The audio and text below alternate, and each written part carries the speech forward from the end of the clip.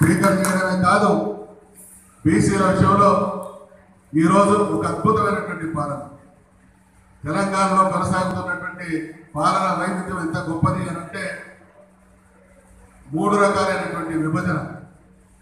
మొదటి సంవత్సరం అంతా తెలంగాణ జాతి ఎదుర్కొంటున్నటువంటి మొత్తం సమస్యలు. తెలంగాణ జాతి 60-70 సంవత్సరాల కాలం కరెంటు కోసం మోసపడ్డది, మంచినీళ్ళ కోసం మోసపడ్డది, సాగునీరు కోసం మోసపడ్డది, రోడ్ల కోసం మోసపడ్డది. మొదటి సంవత్సరం అంతా 50-60 సంవత్సరాలు మాకు రోడ్డు లేదు, మాకు కరెంటు లేదు, మాకు నీళ్లు లేదు అని బాధపడ్డటువంటి జాతికి ఆ 4 సమస్యలను శాశ్వతంగా పరిష్కరించేటువంటి పాలన తెలంగాణలో మాత్రమే సాగింది. అది కేసీఆర్ గారు. రెండవ సంవత్సరం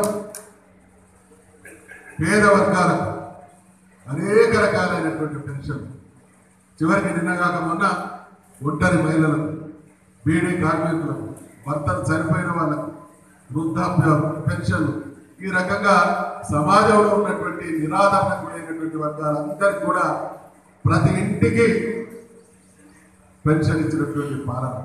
దాంట్లో అన్ని కులాలని, అన్ని మతాలని.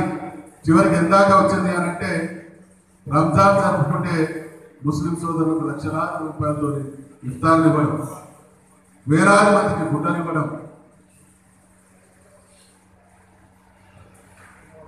క్రిస్మస్ సందర్భంగా క్రిస్టియన్ సోదరులకు ఇవ్వడం. ఈరోజు బోనాల పండుగ జరుగుతూ ఉంటే సికింద్రాబాద్లో ఉన్నటువంటి మహాకాళి అమ్మవారితో పాటు ఈ హైదరాబాద్ మహానగరంలో ఉన్నటువంటి 2000 దేవాలయాలకు కూడా